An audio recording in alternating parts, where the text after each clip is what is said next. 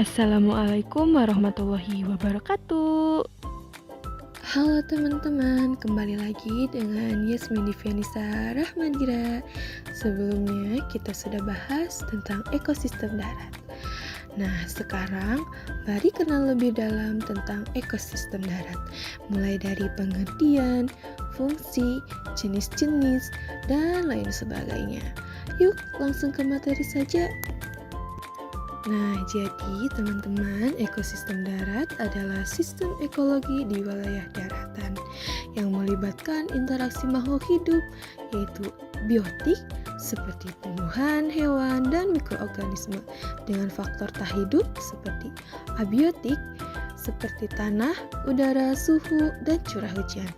Ini sering disebut bioma karena mencakup area luas dengan vegetasi dominan dan adaptasi flora fauna.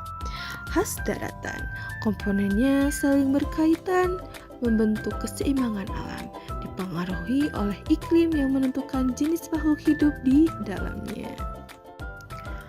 Nah, teman-teman, ekosistem darat juga memiliki fungsi penting dalam menjaga keseimbangan alam melalui interaksi biotik dan abiotik. Contohnya seperti habitat dan tempat hidup, menyediakan ruang aman bagi tumbuhan, hewan, dan manusia melalui vegetasi dan struktur tanah yang mendukung adaptasi spesies. Contoh lainnya adalah sumber daya hidup, menghasilkan pangan, buah biji, air bersih, dari siklus hidrologi, udara segar, serta bahan alami seperti kayu dan serat untuk kebutuhan manusia. Nah, ada juga contoh lainnya, pencegahan erosi, tutupan vegetasi seperti rumput dan hutan mengikat tanah, mencegah pengikisan akibat angin atau air hujan, terutama di lereng bukit. Nah, teman-teman, di sini kita harus tahu komponen ekosistem.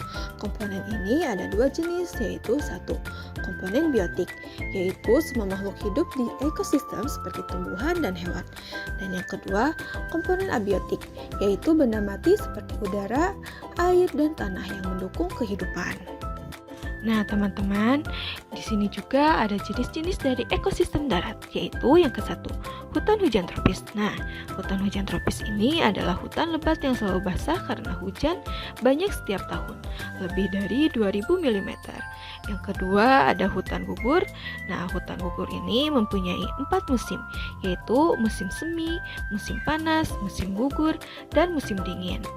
Nah, yang ketiga ada padang rumput atau yang disebut dengan sabana, penuh dengan rumput tinggi dengan hujan sedang sekitar 250 sampai 750 mm per tahunnya. Yang keempat ada tundra. Nah, tundra ini sangat dingin sepanjang tahun, bisa mencapai minus 50 derajat Celcius. Yang kelima ada gurun. Gurun ini hujannya sangat sedikit, kurang dari 250 mm per tahunnya. Dan yang terakhir, yang keenam ada taiga atau hutan boreal, ada di tempat dingin dengan musim beku yang sangat panjang. Nah, di sini ada hubungan antara komponen biotik dan abiotik. Nah, komponen biotik meliputi makhluk hidup seperti manusia, hewan, dan tumbuhan. Sedangkan komponen abiotik adalah benda tak hidup seperti tanah, air, udara, dan sinar matahari. Biotik ini bergantung pada abiotik untuk bertahan hidup. Contohnya seperti tumbuhan membutuhkan air dan sinar matahari untuk tumbuh. Sementara hewan atau manusia membutuhkan tumbuhan dan udara untuk makan dan menghirup dan bernafas. Keduanya saling terkait. Kerusakan salah satu mengganggu keseimbangan ekosistem. Jadi, jaga lingkungan agar kehidupan tetap harmonis. Nah, apa sih pengaruh hubungan ini terhadap ekosistem darat itu?